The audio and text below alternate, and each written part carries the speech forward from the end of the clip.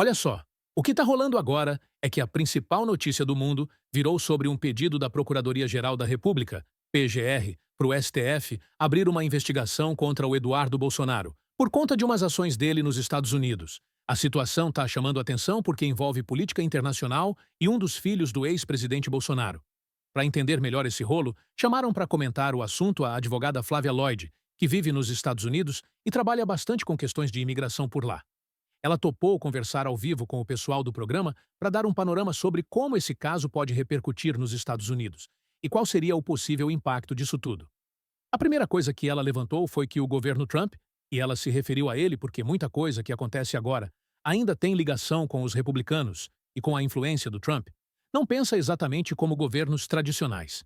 Segundo ela, o Trump age muito mais com base em interesses práticos, tipo negócios, e não tanto por ideologia ou diplomacia. Ele vê tudo como uma transação comercial. Então ela questiona: o que os Estados Unidos ganham se decidirem apoiar o Eduardo Bolsonaro nessa história? Ela acha difícil que os americanos entrem de cabeça nessa briga sem um motivo muito claro. Para ela, não faz muito sentido o Trump, ou qualquer grupo ligado a ele, querer bater de frente com o STF do Brasil, ou com o ministro Alexandre de Moraes, se isso não trouxer benefício direto para os Estados Unidos.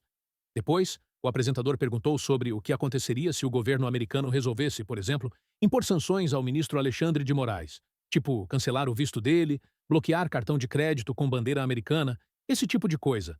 A doutora Flávia respondeu que isso até pode acontecer, porque os americanos já fizeram isso com políticos e diplomatas de outros países que não agradaram.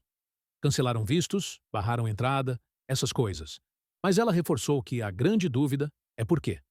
Qual seria o interesse real dos Estados Unidos em se meter nesse conflito entre Moraes e Eduardo Bolsonaro? A conversa ficou mais interessante quando ela falou sobre o clima dentro dos Estados Unidos. Segundo ela, o país está passando por um momento de muita instabilidade política e econômica. Tem disputa interna, tem tarifas sendo aplicadas em cima da Europa, tem ameaça de novas taxas, começando já agora no começo de junho. Um caos. E, nesse contexto todo, ela disse que ainda não dá para ver o Brasil como uma prioridade para a política americana, pelo menos por enquanto. Mas ela fez um alerta importante. Pode ser só uma questão de tempo. Se o Brasil tomar alguma posição ou atitude que vá contra os interesses do governo americano, principalmente se o Trump voltar com força ou ganhar ainda mais espaço, aí sim o Brasil pode acabar entrando no radar dos Estados Unidos de uma forma mais dura. Ela deu um exemplo. Quando a Europa disse que não ia negociar com os Ethicosatinth do jeito que o Trump queria, a resposta imediata foi aumentar tarifas. Depois, mudaram de ideia e empurraram as tarifas para julho. Ou seja, é um governo que reage com medidas fortes, muitas vezes meio no susto, dependendo de como o outro país se posiciona. A conclusão dela é que não dá para prever um impacto direto e imediato dessa história envolvendo o Eduardo Bolsonaro.